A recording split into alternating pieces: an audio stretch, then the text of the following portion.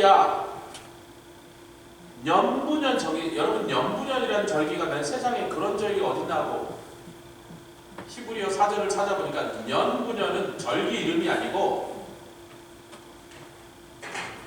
년이 한 해 구하는 year란 뜻이에요. year to year란 뜻이에요. year to year. 해마다 반복해서 계속 드리는 절기 그런 뜻이에요. 전 무슨 대단히 어려운 얘기인 줄 알고 도대체 년부년 절기가 뭔가 하고 별거 아니죠. 아리엘아 너를 향하여 군대가 너를 포위할 것이다. 그리고 네가 그 군대가 얼마나 무서운지 땅바닥에 기어다니면서 몰래 말을 할 것이다. 그거는 적군을 향하여 너무 두려우니까 하는 행동이란 말이에요. 그런데 그 군대로 인하여 너희가 그렇게 박살이 나지만 너를 쳤던 그 군대도 내가 티끌까지 날려가게 하리라.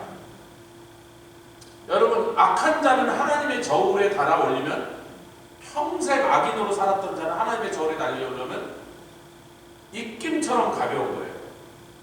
그걸 사무엘상의 엘리 제사장에게 말씀하실 때 영광이란 말씀하시면서 그때도 나를 존귀하게 그러니까 영광은 카보드인데 존귀는 카바드예요. 그래서 둘 다 무겁다는 뜻을 갖고 있습니다. 그래서 네가 나를 무겁게 여기면 나도 너를 무겁게 여길 건데 아멘. 그러니까 하나님을 존귀하게 여기고 하나님의 영광을 사모하면 하나님이 그 사람을 무거운 존재로 저울에 올렸는데 이야 많이 나가네 이렇게 되는 거예요. 근데 네가 나를 가볍게 여기면 나도 너를 경멸하리라 할 때 그 경멸이 칼라라고 해서 가볍다라는 뜻입니다. 우리말 성경으로는 읽을 때 어려운 존귀, 경멸 이렇게 썼지만 히브리어는 무겁다 가볍다예요. 티끌처럼 날아가리라. 누가? 아수르, 애굽, 바벨론. 여러분 이 세 나라가 지금 유다를 공격했는데요. 연달아 공격을 합니다. 아수르는 그때까지 지구상의 모든 나라들을 벌벌 펴게 잔인하기가 말할 수도 없고 그리고 그 군대가 처음으로 프로페셔널 군대였다고 역사학자들이 얘기해요. 제가 전쟁사를 많이 연구하잖아요. 그 전에 군대는 프로페셔널 농부들이 그냥 전쟁하러 가자 그러면 곡괭이도 들고 막 낫도 들고 와서 그냥 그 제대로 된 싸움꾼들이 별로 없었단 말이에요. 국가가 군대를 유지하게 돈을 지불할 능력이 없었어요. 그때까지. 근데 왜 가냐? 가서 군대가 월급도 안 주는데 가서 적군의 것을 빼앗은 거는 일부는 네 거야. 그러니까 전리품을 논아가는 거예요. 그런데 아수르는 프로페셔널 군대를 처음으로 양성합니다. 국가가 그들에게 월급을 주고 무기를 주면서 훈련을 시켜갖고 프로페셔널 군대들 그러니까 잘 싸우는데 거기다가 잔인해 성격. 그래서 이 아수르 군대가 드디어 주전 701년에 아리엘 즉 예루살렘을 둘러싸는 사건을 우리는 이사야서에서 또 열왕기하에서 잘 보죠. 그게 언제냐면 산헤립이 왔을 때 히스기야 왕 18만 5천 명이 예루살렘을 보냈어요. 여러분 예루살렘 성을 가보셨으니까 장로님 고생했다가 그 성이 터키 오스만 터키의 황제 슐레이만이 두세 배로 키워놓은 성이에요. 그게. 그러니까 예루살렘 다윗이 세웠던 그거 한 안쪽만큼밖에 안 된다. 여러분 그 콩딱지만 성을 18만 5천 명이 두르면 몇 겹을 둘렀을 것 같으세요? 그게 쭉 18만 5천 명 있으면 한 바퀴로 그거 다 못 씁니다. 열 곳 정도를 둘러싸야 그 성을 둘러싼 거예요. 개미 새끼 한 마리도 못 빠져나간다 그런데 그럼 뭐야? 다 죽었다? 너희들 이 성에 있는 놈들은 다 죽었다 그래요. 근데 그날 밤에 천사가 내려와서 아수르를 아주 그 전 세계를 휩쓰고 다닌 군대를 와지끈 작사를 내버리고 산헤립은 하도 놀래갖고 이제 자기네 나라 갔더니 지네 신한테 절할 때 그 아들이 와서 그 아버지를 죽여버려요. 정권을 탈취한. 그러면서 그때부터 아수르가 주저앉기 시작하죠. 근데 이 아수르가 그렇게 막 강성해질 때 몇천 년 동안 세계를 흔들던 애굽이 이 아수르를 이제 두려워하기 시작하는 거죠. 이쪽에서 너무 강성해지니까. 근데 애굽이 어떤 나라입니까? 그때까지 3,000년 동안 세계의 최강자였어. 껍데기는 아직도 세계의 최강자란 말이에요. 겉모습은 군대도 뭐 숫자도 많고. 그러니까 그리고 옛날에 그렇잖아요. 강한 놈한테 약한 나라들 다 갖다 붙어버리거든요. 오히려 그 약한 나라가 저쪽에서 붙어서 다시 치러 오니까 이쪽에서 계속 강한 채 그 허세를 부려야 되거든요. 야, 저쪽에 붙기만 해봐. 우리가 가만 안 놔둬. 근데 그 사이에 낀 게 유다란 말이에요. 조그만 나라. 여러분, 유다가 그렇게 중요한 나라가 아니지만 지리적으로는 중요합니다. 아수르에서 애굽을 가든 애굽에서 아수르를 가든 유다가 딱 가운데 끼어 있는 거예요. 그러니까 유다를 자기 편으로 끌어들이는 게 유리하단 말이에요. 그래서 이제 이 지금 아리엘을 둘러싼 힘센 군대들을 얘기하시면서 아수르, 애굽, 바벨론 순서로 예루살렘을 보여요.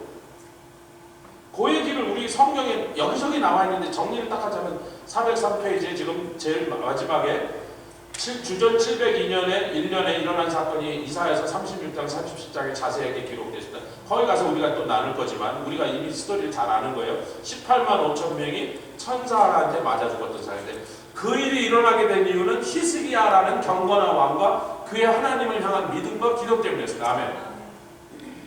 그런데 히스기야가 그러고 죽었으면 됐는데 15년 더 사는 바람에 므낫세라는 악한 왕을 낳았어. 그놈의 므낫세는 얼마나 오래 살았는지 왕 노릇만 55년을 했습니다. 55세를 사는 게 아니라 왕 노릇을 55년을 했다.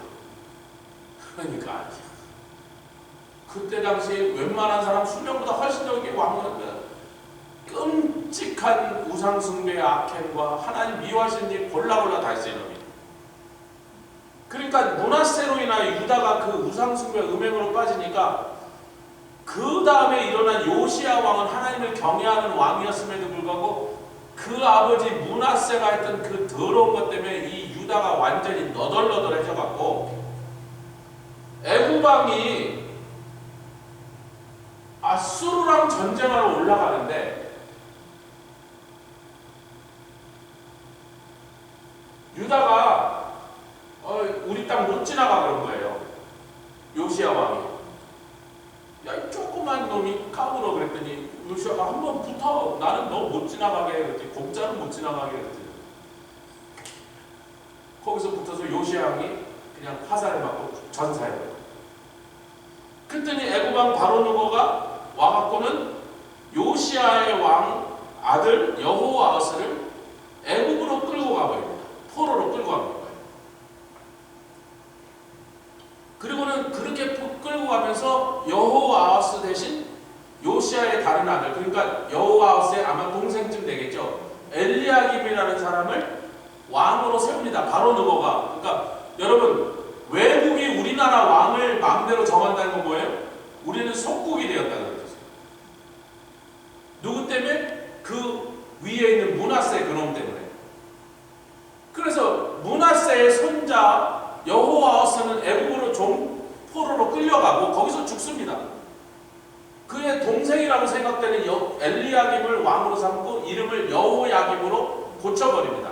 그리고 여호야김이라는 이름을 우리 잘 알죠. 엘리야김이라는 이름 우리가 잘 생소하게 들리는데 그게 원래 엘리야김인데 여호야김으로 이름을 바꿔버린 겁니다. 누가? 애굽이. 그런데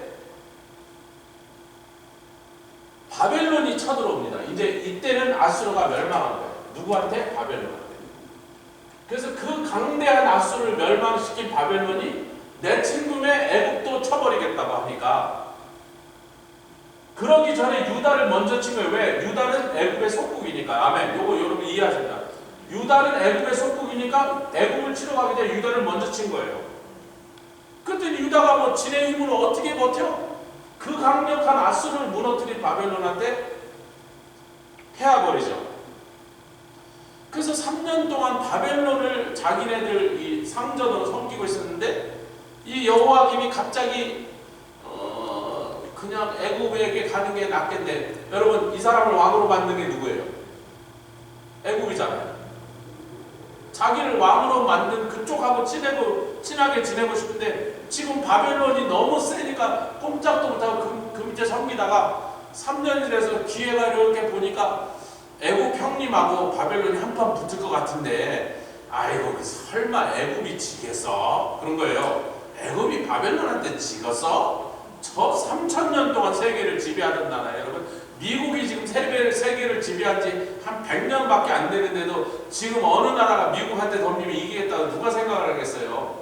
그런데 3,000년을 전 세계를 휘었던 애굽한테 바벨론이 설마 이기겠어? 그러니까 요김에 빨리 애굽 형님한테 들러붙어 갖고 막 저 바벨론 좀 쫓아내달라고 하자고 여호와김이 살짝 가니까, 예, 그러고 있는데 애굽이 바벨론한테 박살나버려요. 도와줄 힘이 없게 된 거예요, 애굽이요. 그러니까 여호와김이 바벨론 군대한테 끌려갑니다. 그리고 그의 아들 여호야긴을 바벨론 왕이 왕으로 삼아먹은 거예요. 그런데 여호야긴이라는 놈이, 여호야김의 아들 여호야긴이라는 놈이 하나님 보시기에 계속 악한 일을 행하니까 하나님께서 다시 바벨론 군대를 데리고 올라갑니다. 야, 여러분 이걸 보십시오. 바벨론이 예루살렘을 공략한 게 3차에 걸렸거든요. 그래서 1차, 2차, 3차 포로가 나누는 것은 3번에 올라와서 예루살렘을 공격하고 바벨론으로 포로를 끌어가기 때문에 1차 포로가 다니엘이에요. 그래서 다니엘은 예루살렘이 망한 다음에 끌려간 사람이 아니고 망하기 훨씬 전에 끌려간 사람이에요. 그래서 그 바벨론이 다시 와갖고 여호야긴 왕을 포로로 끌고 가고 여호야긴을 왕으로 삼았는데 이놈이 여호와 보시기 약하니까 3개월 만에 바벨론이 다시 와서 여호야긴도 끌고 가게 합니다. 그리고 여호야긴을 바벨론 감옥에 집어넣어 버렸어요. 그리고 그의 아잡이, 그러니까 아잡이라면 뭐죠? 삼촌이라는 뜻이잖아요. 그러면 여호야김 왕의 동생이었을 가능성이 높은 거죠. 성경이 그 족보를 정확하게 우리에게 얘기하는데 관계 족보상으로 볼 때 아마 여호야김 왕의 동생이었을 거다. 여호야김의 삼촌이라니까. 뭐 헷갈리세요? 아니 아잡이라니까 무슨 형제예요? 아잡이가 어떻게 형제가 됩니까? 아잡이는 아저씨라는 뜻이죠. 그러니까 뭐 아버지의 형제인지 사촌 중에 누구의 형제인지 그건 몰라. 자식인지. 근데 아버지의 형제의 가능성이 높은데 하여튼 그건 성경이 밝히 말하지 않았습니까? 그래서 시드기야가 왕이 됩니다. 누구에 의해서? 바벨론에 의해서. 근데 시드기야가 예레미야가 그렇게 하지 말라는데도 기어이 애국으로 다시 붙습니다. 그래서 그 3번째 바벨론이 너무 노예받고 와갖고는 예루살렘을 완전히 무너뜨리고 성전을 불태워버리고 몽들이 끌고 가면서 느부갓네살, 이게 3번째잖아요. 그 위에 여호야김이 배반하고 그 다음에 시드기야가 배반하고, 그러니까 느부갓네살이 너무 화가 나니까 시드기야를 끌고 가서는 그 앞에서 자식들을 죽이고 그 다음에 눈을 빼버려요. 그래서 그때가 586년.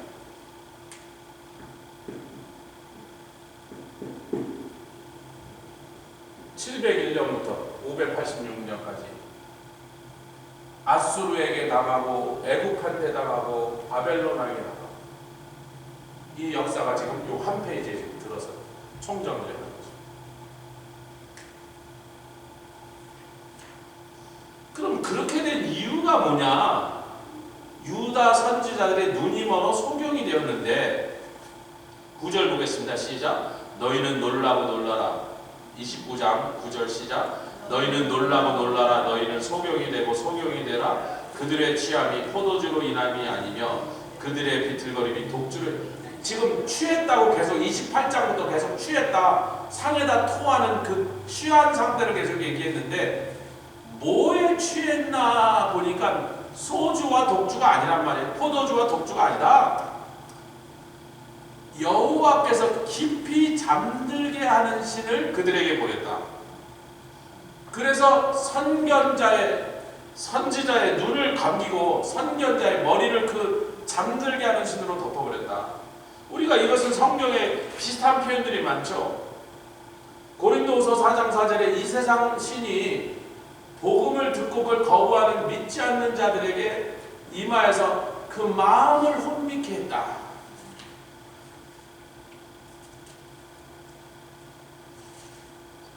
여러분 24절에 보니까 제일 마지막 절에 마음이 혼미하던 자도 하나님께서 지혜를 주시니까 다시 청명하게 되더라. 아멘. 아멘. 근데 원래는 똑똑하던 자들도 유다의 선지자와 선견자들도 지도자들도 하나님께서 마음을 혼미케 하는 영, 신 혹은 잠들게 하는 신 전부 마귀에게 속한 그 귀신 잡신들을 얘기하는 거죠. 그거를 그들에게 임하게 하셨다. 그래서 그들이 말씀을 가르치는 자, 제사장 선지자들인데 말씀은 율법은 너무 잘 알아 달달달 외우는 사람들 율법 학자들인데 봉한 말씀 즉 묵시로 다니엘서와 요한계시록은 묵시로 봉하면서 이것은 아무도 깨닫지 못하도록 봉해놓으라 했더니 그는 성령이 아니면 해석할 수 없는 부분이란 말이에요. 아멘. 그 성령으로 영의 눈이 뜨여져서 영적으로 신령한 것을 신령한 것으로 분별하여 해석할 수 있어야 되는데 이들은 성령을 받지 못하고 오히려 악한 영이 그 속에 들어가서 역사하니까 율법은 달달 외우는데 유식한다니까 율법을 잘하는 분이라는 거예요. 당신은 율법의 전문가니까 이 말씀을 좀 해석해 주고 그러면 아니 그거는 봉해서 안 돼. 아니 봉해서 안 돼. 그러니까 천재와 바보가 있으니 바보가 천재는 알아 비슷해. 천재가 모르는 건 나도 모르고 내가 아는 건 천재도 알아. 그래서 천재가 모르는 건 자기도 모르고 자기가 아는 건 천재도 아니까 우리는 비슷하다고 그래. 아니 유식한 자가 유식하면 봉한 말씀도 풀어줘야 될 거 아니에요. 근데 자기는 봉한 말씀과 못 풀어줘. 영적으로 자기는 해석할 능력이 없다. 그럼 무식한 자, 여기서 무식한 자는 건 율법을 전문적으로 배우지 않는 그냥 평민이라 그런 뜻입니다. 여러분. 그 사람 보고 이 뜻이 뭐냐 그러면 아니 나는 무식해서 이게 어려워서 못하는데 거짓말이라고 했죠. 신명기에 뭐라 그랬어요? 분명히 이 말씀은 어려운 것이 아니요 먼 것도 아니라. 아멘. 어려운 것이 아니란 말이에요. 어떻게 하면 어렵지 않아요? 그대로 살아보면 어렵잖아. 그대로 행하고 순종하고 실천하면 어렵잖아요. 실천할 때 깨달아지는 거예요. 순종할 때 그것이 자기 그 비밀이 밝혀지는 건데 오늘날도 그런 무식한 자들이 많죠. 아유 성경이 어려워서요. 제가 읽으려는데 잘 안 돼요. 읽어도 도대체 모르겠어요. 그래서 제가 그분들에게 읽어서 알게 된 것만큼이라도 실천하셔 보시라니까. 아니 우리 성도들은 그 정도 아니까 제가 그런 소리 요즘 잘 안 하는데 밖에서 만나거나 처음 전도하다 성경이 도저히 어려워서 안 돼요. 그러니까 당신이 알게 된 것만큼이라도 그렇게 살아보려니까. 그러면 더 알게 될 텐데. 아멘? 더 많이 깨닫게 해주실 거예요. 아니 주신 말씀 자기가 알아도 안 하는 사람에게 뭐 하려고 더 어려운 걸 가르쳐줘요 여러분. 진도가 뭐 어떻게 나가겠냐 말이에요. 그러니까 유식한 자는 영의 눈이 안 떠져서 율법은 잘잘잘잘 읊을 수 있지만 자기가 율법 강의를 하면서 영적으로 이렇게 봉해놔서 성령으로 해석해야 될 말씀 자기 모르겠다고 자빠지고 오늘날의 목사 설교자들을 가리키는 거죠. 옛날에 제사장 선지자들이니까. 사랑하는 성도 여러분, 제가 이사에서 강의하라고 해서 주님 저는 이 말씀 이 예언서는 도대체 어려워서 잘 못하겠습니다. 해라. 그래서 아니 전 아직 잘 모르는 건 주님도 아시는데 왜 이걸 어거지로 어떻게 합니까? 그냥 대충 남이 써놓은 주석이나 보고서 막 그냥 강약 만들어서 돌립니까? 해라. 그래서 아니 주님 그랬더니 이제 제가 이 얘기를 여러 번 하잖아요. 지금이 때니라. 예? 그럼 해야지. 그러고 엎드린 다음에 그랬을 거 아니에요. 그러나 주님, I need your help. 당신의 성령이 풀어주시지 않으면, 내가 여태까지 38년을 성경을 연구했지만 제가 신학교 다닐 때 이사야에서 강의 노트를 꺼내봤어요. 먼지를 탁 주시니까 저기 나오더라고요. 구석에서. 신학교 때 배웠던 한 학기 내내 이사야에서 한 과목을 들었거든요. 근데 뭐 써먹을 거 한 줄도 못 건졌어요. 왜? 이사야에서는요, 굉장히 신령한 책, 영적인 깊이가 말도 못해서, 예수님이 가장 많이 인용한 성경이 이사야서다. 신령한 책, 영적인 높이와 깊이가 굉장히 깊어서 제가 나름대로 열심히 읽고 공부하고 연구했어도, 또 신학교 때 아예 한 과목을 한 학기 내내 배웠어도 이게 풀리지 않았어요. 근데 여러분과 함께 지금 풀고 있잖아요. 성령께서 조금씩 풀어주시는 거예요. 굉장히 어렵고 굉장히 복잡하고 헷갈리는데도 그 속에서 그 속뜻을 하나씩 풀어주시니까 우리가 성령에 의지하여 장님 더듬기 가고 있지만 비록 한 장 한 장 가지만 성령이 풀어지니까 지금 30장까지 왔단 말이에요. 할렐루야. 풀리고 있단 말이에요. 또 때가 되어서 이 말씀이 이제 이대로 역사할 때가 되니까 지금 우리에게 미리 풀어주십니다. 그러니까 말씀을 가르치는 자는 지가 유식하다고 잘난 척하면서도 정작 영적으로 신령하게 풀릴 수 있는 신령한 지식은 갖지 못하고, 말씀을 배우는 입장에 있는 사람은 맨날 배우지만 그대로 살지 않으니까 여전히 몰라. 배워도 몰라, 안 배워도 몰라, 안 모르긴 마찬가지. 오늘날 교회에 그런 사람들이 수두룩백백하게 돌아다녀요. 맨날 성경 끼고 수십 년 교회 왔다가도 여전히 성경은 하나도 몰라. 그대로 안 살아서 그래요. 자기가 깨달은 말씀 그만큼이라도 자기가 그대로 말씀에 순종하고 살면 하나님이 기특하지 않을까, 더 가르쳐주고 더 기쁜 말씀도 깨닫게 해주시는 거예요. 할렐루야. 그러니까 이들이 이런 소경이 되었다. 그 내용이 이제 405페이지, 요건 지난 시간에 저희가 많이 같이 얘기했습니다. 그래서 406페이지로 넘어가 보면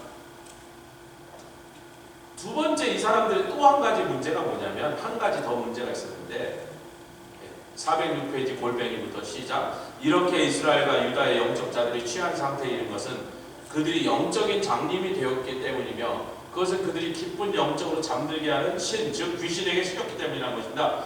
그들은 하나님의 묵시를 제대로 깨달을 영적인 눈이 없었으며 하나님의 기록된 말씀대로 행하는 순종의 태도도 없었던 것입니다. 여러분, 아합이란 악한 왕, 이스라엘의 여러 왕 중에 가장 악한 왕 중에 하나로, 아마 제일 악하다고 하나님 미워하셨던 왕인데, 그 사람도요, 여러분, 아합 왕이 열왕기하죠. 열왕기하 21장 봅시다. 그가 아주 악한 일을 했더니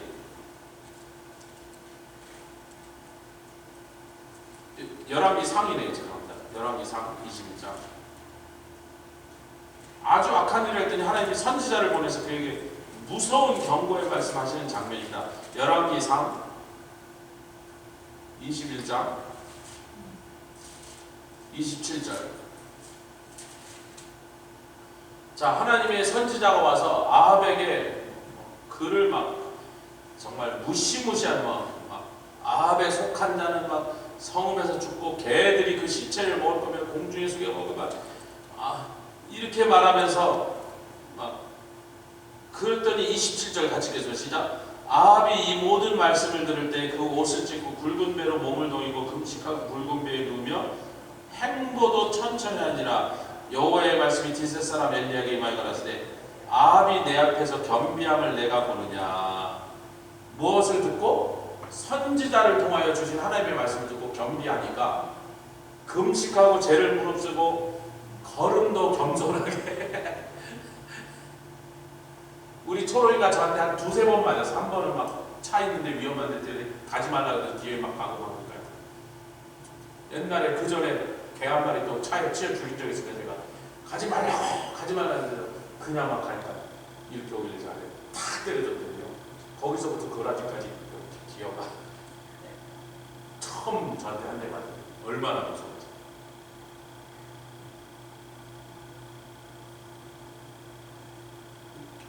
펴지 못하고 이렇게 해서 지금 아합이 딱 그 모습인 거예요. 그때 하나님이 엘리야보고 야 봤냐? 그래도 내가 너를 통하여 준 말씀을 저렇게 받으니 자기 시대에는 이 재앙이 내리지 않고 그 자손에 내리도록 이 시대에 제가 그렇게 재앙을 받지 않도록 면제하리라. 그런데요 22장 가니까 27절 22장 27절입니다.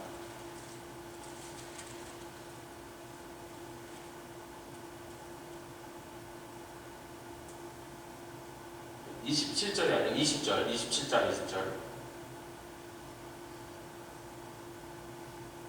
같이 읽겠습니다. 시작. 여호와께서 말씀하시기를 누가 아합을 깨어 저로 길르앗 라못에 올라가서 죽게 할 것이니. 여러분 죽게 할 거와 재앙을 내린 건 다른 거예요. 재앙은 온 집안을 폭삭 망하게 하고 그냥 완전히 아합의 집에는 한 사람도 살아남지 않게 다 망하게 하는 재앙을 얘기한 거고, 지금 아합 그 사람만 죽게 하는 일입니다. 그랬더니 누가 아합을 깨어 길르앗 라못에 올라서, 지네들은 길르앗 라못에 오르면 지네가 승리한다고 생각하지만 사실 거기서 패배하게 될 것인데 걔가 가야 될 거 아니야. 누가 가게 할 거 그랬더니 23절에 시작. 이제 여호와께서 거짓말하는 영을 왕의 이 모든 선지자 입에 넣으셨고 또 여호와께서 왕에게 대하여 화를 말씀하셨나이다. 거짓말하는 영이 되어서 선지자의 입에 들어가서 내가 저자를 꿰겠다. 여러분 거짓말을 영, 혼미케 하는 신, 깊이 잠들게 하는 신, 다 뭐예요? 하나님의 뜻을 받아들이지 않고 귀신의 소리를 듣게 해서 죽을 자리로 가게 하는 거예요. 여러분 성경에 그때그때 그걸 표현하는 그 단어는 다르지만 같은 영의 세력을 말합니다. 근데 이제 우리 강의 안으로 다시 돌아와서 406페이지에 이 자들이 자기가 장님이 되어 있으면서 하나님이 장님인 것처럼 행세를 하더라는 거예요. 하나님 몰래 29장 15절에 화 있을진저 자기의 도모, 자기의 몰래 하는 계획을 여호와께 깊이 숨기려 하는 자요. 그래서 이제 어두운 데서 행하는 거예요. 아무도 안 보는 데서.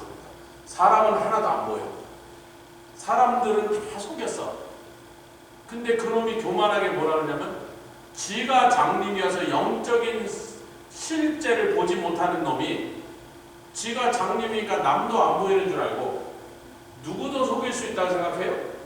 주님도 속일 수 있다고.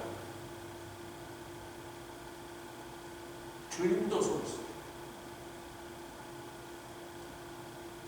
아무도 안 보이는 어두운 데서 몰래 했어요. 그럼 주님도 속일 수 있다면 주님을 장님이라고 해요.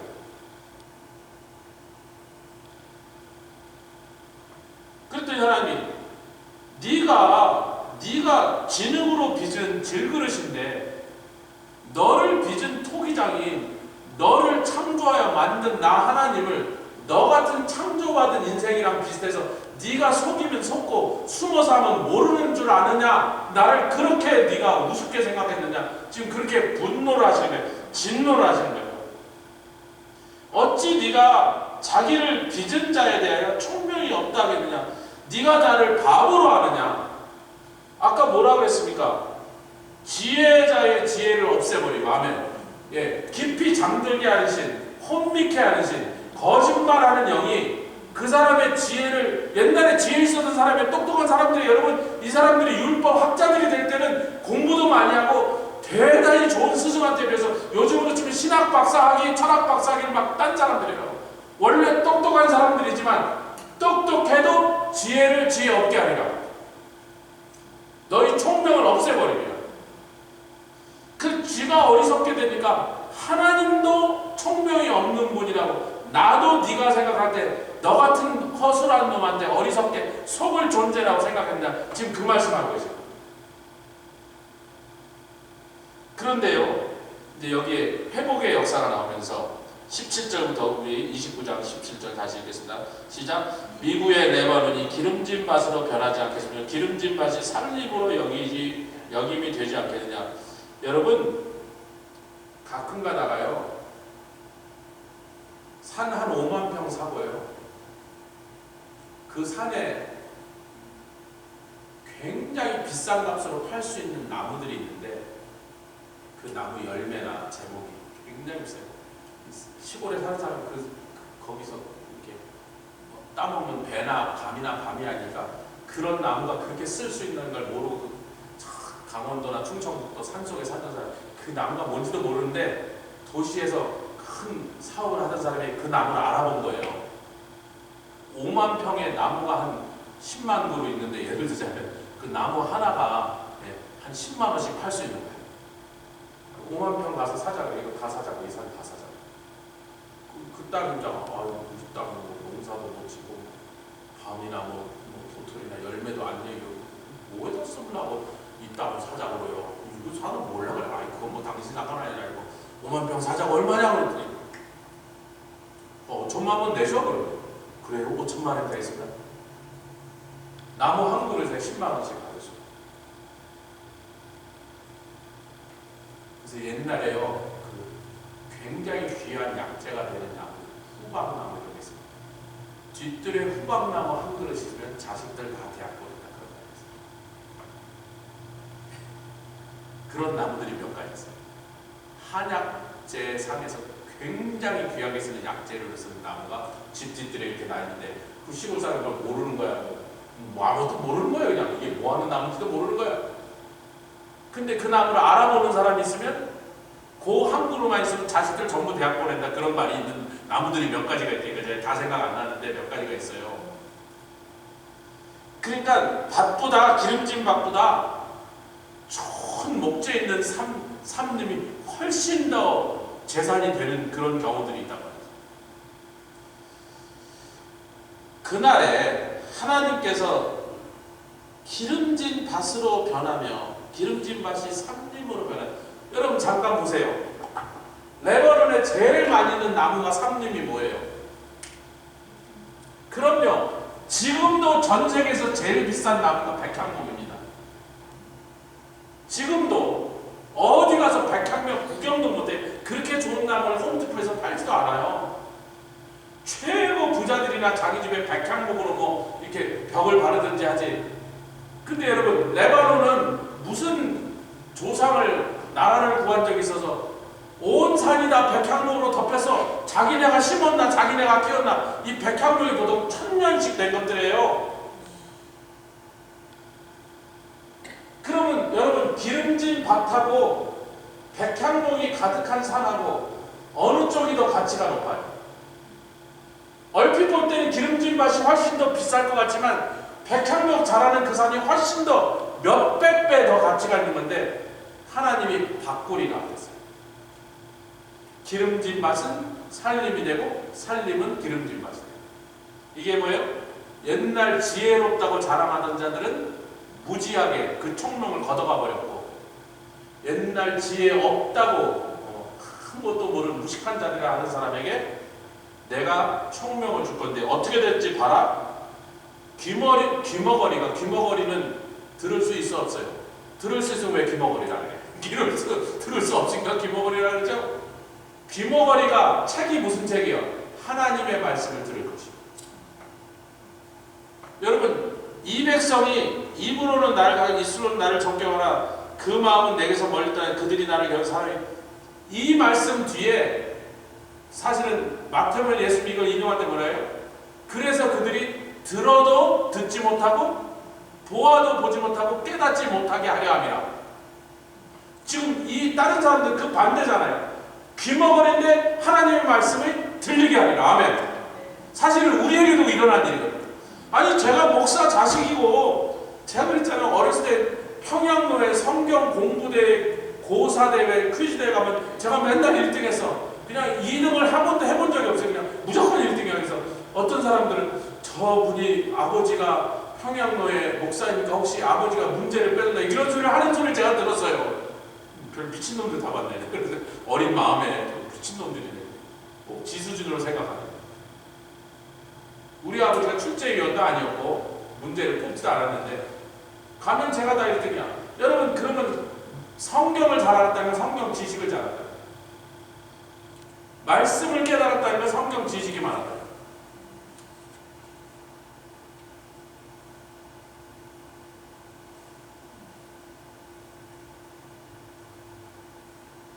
근데 영적으로 귀먹어요. 사실은 그러니까 20년 교회한테서 한마디도 못 알아들어요. 목사님들의 말씀에 그 속에 있는 비밀을 그 보화를 하나도 못 알아들어요. 성경 지식이 많으니까 성경을 좀 잘 아는 것처럼 남들이 볼 때 그렇게 보였던 것이지. 근데 어느 날 탁 예수님이 들어오시고 성령이 오시니까 그 다음부터 말씀이 막 풀리는데 이 말씀이 들리는데 보이는데 아멘. 귀머거린데 책의 말씀을 들을 것이요. 소경인데 저와 여러분들이 소경인데 그 눈이 볼 것이라. 그 사람들은 겸손한 자가 아멘. 교만하지 않고 겸손한 자가 여호와를 인하여 기쁨이 더하겠고 비피반 즉 가난한 자가 이스라엘의 거룩하신 자를 인하여 즐거워하겠고. 완전히 역전이 됐다면 기름진 밭이 삼림이 되고 삼림이 기름진 밭이 됐단 말이에요. 삼림이 싸구려 삼림이 아니고 소나무 삼림이 아니라 세계에서 여러분 백향목 한 그루면 아마 한 10,000불 20,000불 받을 거란 말이지. 그게 온 산에 산 넘어 산 레바논 산 가득히 눈 끝에 몇백 킬로를 가도 그 백향목으로 가득 찬 게 레바논이에요. 그 나라가 못 산다는 건요 말도 안 되는 기적이에요. 그 나무만 내다 팔아도 잘 살아요. 석유보다 더 비싸게 팔 수 있단 말이죠. 그러니까 뭐예요? 완전히 역전.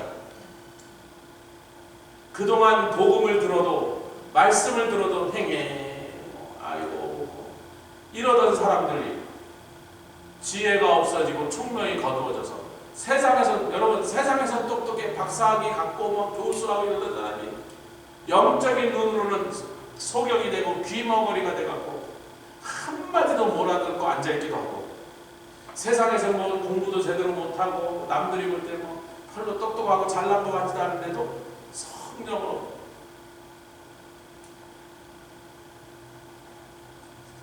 우리 교회도 그런 일이 있었잖아요. 초등학교도 못 나와서 한글을 못 쓰던 분이 성경을 한번 완독했어. 어떻게? 성령이 도와줬어. 그런 간증은 제가 어렸을 때 많이 들었어요. 그때는 여자들이 제대로 학교를 잘 안 보내서 초등학교도 못 나온 분들 교회에 흔하게 많이 있었다고 옛날 시대에는. 권사님들 중에서 뭔 읽어. 나중에 찬송 부를 때 보니까 찬송에 악보도 없어.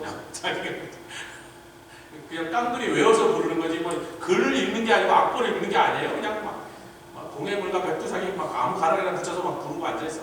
옆에 가서 들어보고 악보를 못 읽으니까 뭐. 그런데 이분이 막 성령 충만하니까 얼마나 지혜가 넘치고 영권이 있고 할렐루야 막 손을 얹고 기도하고 병자들이라고 이게 역전이 되어버렸다. 그 얘기를 하시면서 그 얘기 끝에 22절과 24절까지 시작. 그러므로 아브라함을 구속하신 여호와께서 여러분 여기서 왜 아브라함 얘기를 운운하시냐면 왜 아브라함을 구속하셨다. 여러분 아브라함이 구속받았다는 표현이 성경에 없습니다.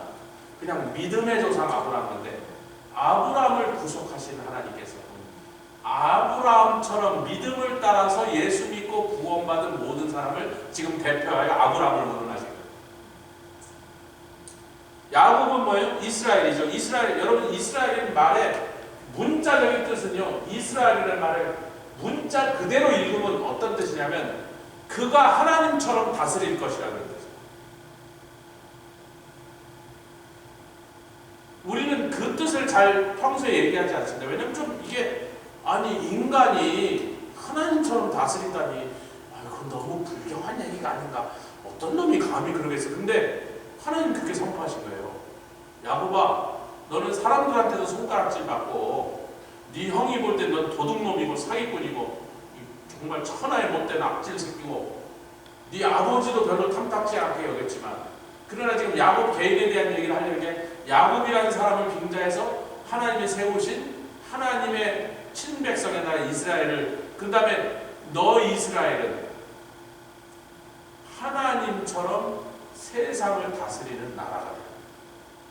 제사장 나라. 할렐루야. 왕 같은 족속에.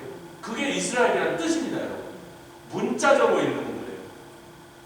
그래서 야곱을 통하여 아브라함을 구속하신 하나님이 야곱 족속에 대해, 이스라엘에 대해서 말씀하시되, 이제부터는 부끄러워하지 않고 그 얼굴이 이제부터 실색하지 않으니까, 실색도 부끄럽다는 단어랑 거의 똑같은 단어다. 원래 히브리어 원문이 여러분 오늘 나눠드린 강의 안에 있습니다. 실색이 뭔지 거의 똑같은 뜻이에요. 창백해지다, 새파래지다, 부끄럽다, 그런 뜻입니다.